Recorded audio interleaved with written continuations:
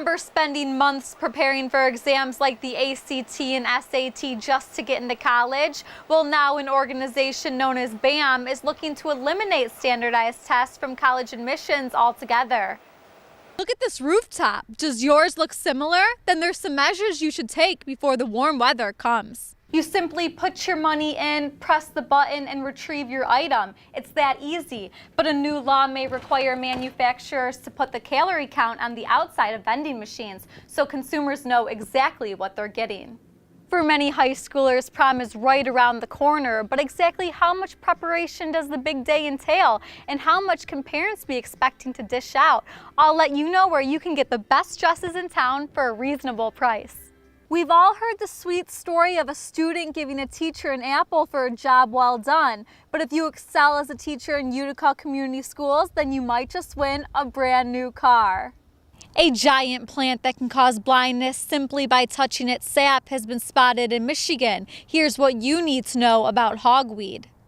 At first glance, this plant seems almost majestic, but what many people don't know is that this monstrous plant can cause severe damage to both your skin and vision. Hogweed is a giant plant reaching nearly 12 feet tall, and although the plant is not commonly spotted in Michigan, in recent weeks it has been discovered in areas near Jackson and Lansing. Dan Farmer, a naturalist from the Shadbush Nature Center, says hogweed is part of a large family of plants that inhabit Michigan. And while he has never come in contact with hogweed, he has been exposed to a similar weed known as wild parsnip. I used to pull it. It was a weed in a prairie area I was managing, and we were looking for native plants, so we saw it and we pulled it. And I pulled it once or twice and had no ill effects. And then one day, I pulled it and got terrible blisters, huge, unsightly blisters. What makes these plants so poisonous are their phytophototoxic sap that when touched by your skin and exposed to sunlight can cause sores and rashes. It has a chemical which is activated by sunlight. So the reason I hadn't gotten the reaction before was I had worked on cloudy days. But when I pulled it and got the sap on my hands and on my arms on a sunny day, it reacted. Plants that do that are known as phytophototoxins, and they can be nasty. Apparently hogweed can be worse than this. Exactly how bad, I'm not certain, but I would guess that it depends on the individual. And his advice is simple. Anytime you find out a plant has toxic reactions worse than poison ivy, different but worse, you want to be especially careful. If possible, avoid these plants altogether.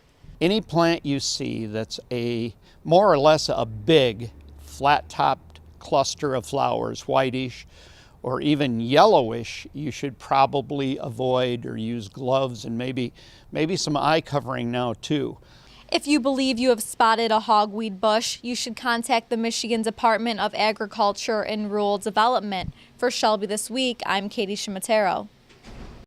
It's National Public Health Week, and Nino Salvaggio's, along with the Macomb County Health Department, are teaching you a few healthy recipes in order to shed the extra pounds just in time for summer. Macomb County Executive Mark Hackle joined Nino Salvaggio's along with the Health Department at their Eat Well, Be Well event and demonstrated how to make a delicious, low-calorie smoothie. I'm a Slurpee guy, but you know what? This is a lot healthier. So making the smoothies really aren't that difficult, not much of a challenge, especially when you have wonderful ladies from the health department having things pre-prepared for you. So I think what we got is a little bit cup of yogurt here. And is this like a fat-free yogurt, or what is this here? It's a low-fat organic yogurt. Low-fat organic yogurt. Gotta love that. And a banana, a full banana. Now we take a little bit of strawberry. We take 2 cups of strawberries. Cut strawberries. Orange juice. From Nino Salvaggio's. Beautiful stuff here. And we pour just a cup of orange juice in there and a little cup of crushed ice. Throw that in there, put a top on. We hit the max blend. Make sure that top is on nice and tight. I've done that before where it wasn't. And quite a mess. Health Officer Bill Rudella says they organized the Eat Well, Be Well event to promote better health in Macomb County. We want to show our commitment to public health and to celebrate the accomplishments of public health and our commitment to continue to work towards healthy lifestyles and a healthier Macomb. And Nino Salvaggio's was a great place to demonstrate how to use fresh fruits and vegetables while preparing your meals. We were looking for an environment where we can do some cooking demonstrations, because one of the things we know is, as Americans, we consume 30% more calories than we did 40 years ago. So we really want to promote the importance of eating healthy, eating wisely. Nino's was an excellent place to do this with their space here, as well as the ability to provide us with some fresh foods.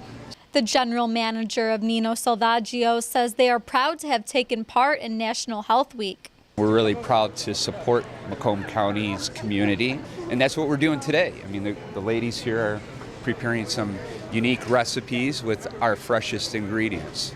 For more tips on healthy eating, log on to macombcountymi.gov and transform National Health Week into a lifestyle. In Clinton Township, I'm Katie Ciaramitaro, Shelby This Week.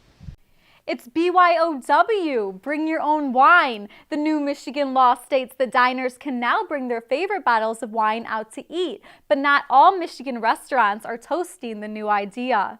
The new bill permits restaurants and bars that already have their liquor license to allow consumers to bring their own bottles of wine. Supporters of the bill say it could help Michigan's wine industry by boosting the sales of local brands, but many restaurant owners say this bill is bad for business. The owner of the Italian diner Di Fratelli's here in Shelby Township has a very similar opinion of the law. It's going to actually take away from my personal wine sales, so we have to make the corkage fee something where it's going to compensate if people do bring in the actual bottle of wine for us to cork. But there are limitations to the law. Many restaurants only allow you to bring bottles of wine that they do not already offer, and to compensate for the loss of a sale, Michigan restaurants are charging an average $25 corking fee. That's what you want to do because it promotes our wine sales. We got to pay the liquor fees, the commissions, we got to pay the insurance. We've got to pay everything still. And just because they're bringing their own bottle of wine doesn't mean that we're saving money. We still got to pay all our other stuff that goes with it. Many diners believe the corking fee is too high to bring your own bottle of wine out to dinner. However, following the Merlot to-go law, if you do choose to bring your own wine, you are still able to bring home the unfinished bottle as long as it is properly corked. If you are a fan of the new law, make sure you contact the restaurant before bringing a bottle of wine to dinner, considering the law does allow restaurants to opt out altogether. In Shelby Township, I'm Katie Ciaramitaro, Shelby This Week.